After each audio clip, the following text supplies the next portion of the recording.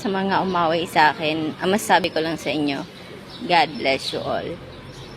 Sa mga hindi ako gusto, sa mga taong naiinis sa akin, masasabi ko lang sa inyo, God bless you all.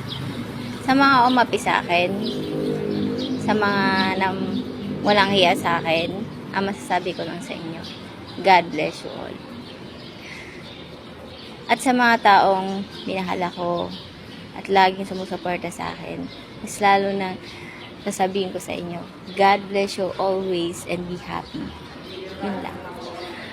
Ang sabi nga ni God, ay sabi nga sa Bible, pag binato ka ng bato, batuhin mo ng tinapay. Kaya pag may umawi sa'yo, huwag mong awayin. Ang gawin mo, maging mabait ka sa kanila at i-bless mo sila para yung blessings mo dumoble. Yun lang.